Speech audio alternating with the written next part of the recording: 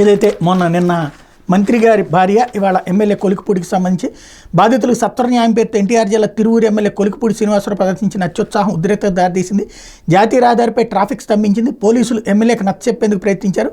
అయితే అప్పటికే అక్రమ కట్టడం పేరుతో భవనాన్ని పాక్షికంగా కూల్చేశారు. దీనిపై నిబంధనలకు అనుగుణంగా చర్యలు తీసుకుంటామంటే అధికారులు ఎమ్మెల్యేకి నచ్చజెప్పి పంపించారు. ఎన్టీఆర్ జిల్లా ఏకొండూరు మండలం కంబంపాడులో వైకాపాకు చెందిన ఎంపీపీ కాలసాని నాగలక్ష్మి భర్త చెన్నారావు భవనం నిర్మిస్తున్నారు. తమ స్థలాలను ఆక్రమించి అందులో అక్రమంగా భవంతి కడుతున్నారని కంబంపాడుకు చెందిన ముస్లిం మహిళతో పాటు విస్సన్నపేటకు చెందిన మరో ఇద్దరు ఎమ్మెల్యే కొలికిపూడి శ్రీనివాసరావుకు ఫిర్యాదు చేశారు.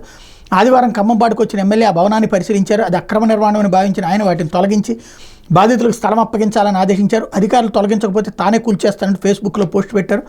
మంగళవారం ఉదయమే తెలుగుదేశం పార్టీ జనసేన నాయకులు కార్యకర్తలతో కలిసి ప్రొక్లైనర్ డోజర్లతో భవనం వద్దకు చేరుకున్నారు. వైకాపా ఎంపీపీ వర్గం కూడా అక్కడికి చేరుకుంది. దీంతో భద్రాచలం జాతీయ రహదారుల వాహనాలు రాకపోకలు నిలిచాయి.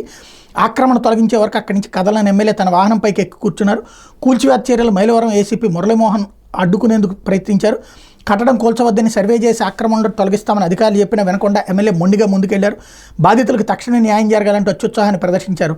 ప్రొక్లైన్ సిబ్బంది డాబా దిగువన గది ఒకవైపు పాక్షికంగా కూల్చేశారు. ఆక్రమణ నిర్ధారించి చర్యలు తీసుకుంటామని అప్పటి వరకు ఆ స్థలంలోకి ఎవరూ రావద్దని అధికారులు స్పష్టం చేయడంతో కూల్చివేతను తాత్కాలికంగా నిలిపేశారు. ఆర్ఎస్ నెంబర్ 197/14లో నిర్మిస్తున్న ఆ భవనానికి అనుమతులు లేవని అక్రమ నిర్మాణం పంచాయతీ కార్యదర్శి నోటీసులు అంటించారు. తాము ఎవరి స్థలం ఆక్రమించలేదని అక్రమంగా భవనం నిర్మించడం లేదంటూ ఎంపీపీ నాగలక్ష్మి తేల్చి చెప్పారు. భవనం ఎలా కూల్చివేస్తారో చూస్తామంటే అనుచరులతో కలిసి ఒకటో అంతస్తులో బైఠాయించారు. ఎమ్మెల్యే వచ్చిన తర్వాత వాళ్ళని పోలీసులు అక్కడి నుంచి పంపించారు. వైకాపా నియోజకవర్గ ఇన్ఛార్జ్ స్వామిదాస్ ఎంపీపీకి మద్దతుగా వచ్చారు. తమ భవనం కూల్చివేతపై న్యాయ పోరాటం చేస్తామని ఎంపీపీ నాగలక్ష్మి చెప్పారు. ఎమ్మెల్యే హడావుడి అత్యుత్సాహం దాదాపు 2 గంటల పాటు ఉద్రిక్తతలు దారితీసింది అన్నట్టు వార్తని ఇక్కడ హైలైట్ చేశారు. లేకపోతే